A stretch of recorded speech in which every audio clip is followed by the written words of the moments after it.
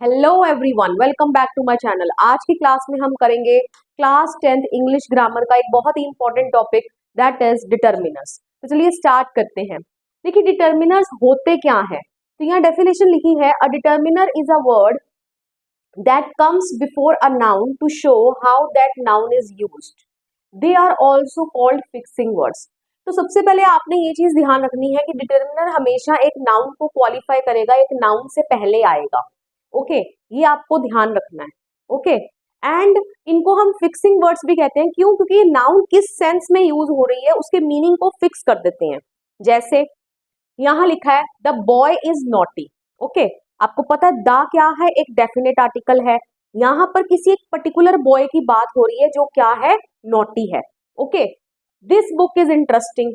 अब यहाँ पर बुक्स तो बहुत सारी हैं, लेकिन यहाँ पर एक पर्टिकुलर बुक की बात की जा रही है कि दिस बुक इज इंटरेस्टिंग। ये वाली बुक क्या है, इंटरेस्टिंग है।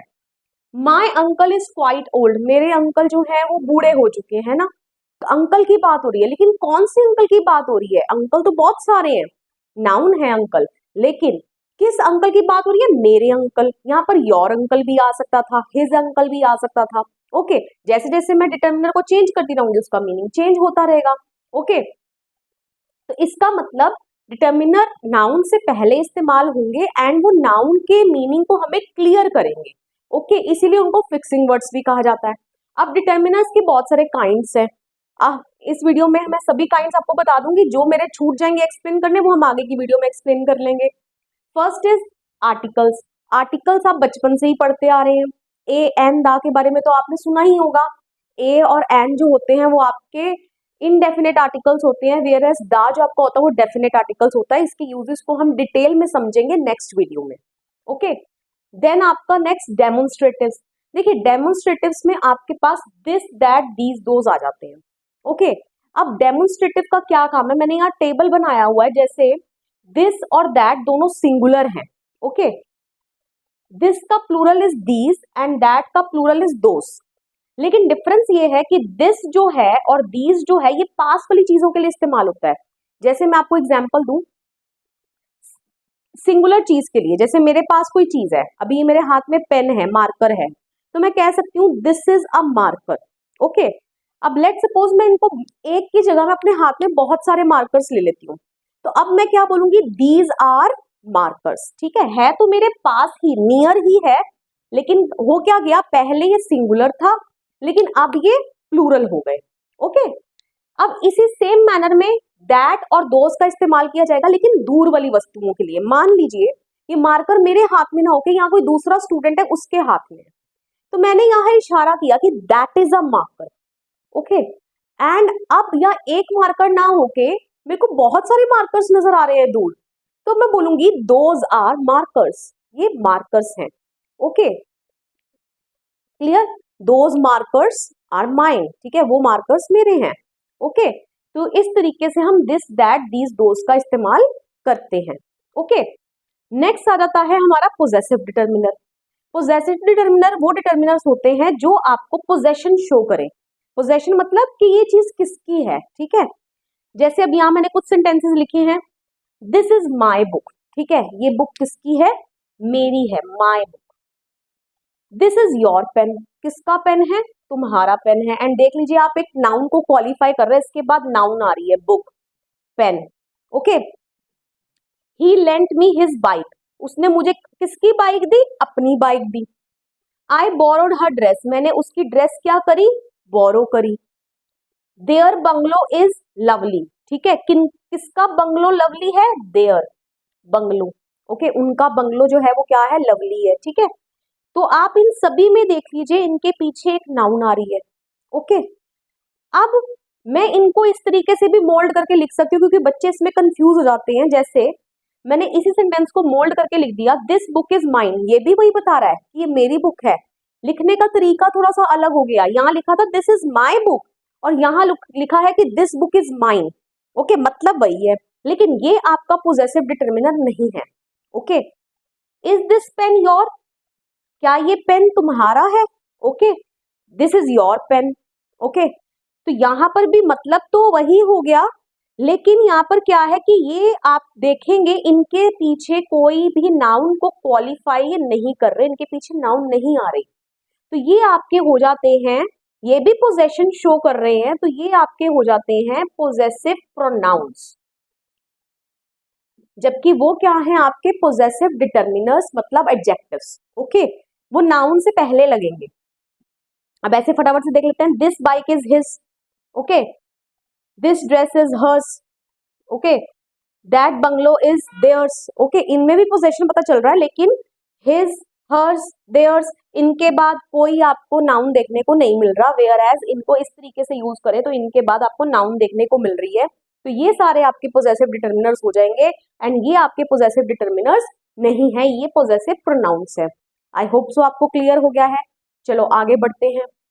नेक्स्ट आ जाते हैं आपके इंटेरोगेटिव डिटर्मिनर्स, बहुत इंपॉर्टेंट है। इंटेरोगेटिव डिटर्मिनर्स आपके विच, हुज, व्हाट है। ओके, अब यहाँ पर भी मैंने दो स्टाइल से इनको लिखा है, तो अब यहाँ पर आई होप सो अब आप मेरे से पहले खुद ही पहचान लेंगे कि कौन इसमें इंटेरोगेटिव डिटर्मिनर का काम कर रहा है और कौन नहीं कर रहा। ओके, जैसे हुज हाउस इज दिस, ठीक है, ये किसका घर है, इसके बाद आपको नाउन देखने को मिल रही है। Okay, what time is it, ठीक है, क्या टाइम हुआ है, टाइम नाउन ही तो है। Okay, which pen is yours, ठीक है, तुम्हारा पेन कौन सा है। तो इनके बाद आपको क्या देखने को मिल रही है, नाउन देखने को मिल रही है, तो ये आपके इंटेरोगेटिव डिटर्मिनर्स हैं, जिसको हम इंटेरोगेटिव एडजेक्टिव्स भी बोल सकते हैं।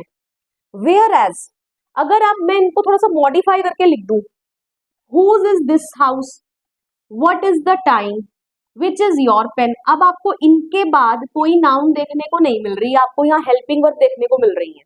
ओके, तो ये आपके इंटेरोगेटिव डिटर्मिनर्स नहीं है, ये आपकी इंटेरोगेटिव प्रोनाउंस है। क्या है ये आपकी इंटेरोगेटिव प्रोनाउंस।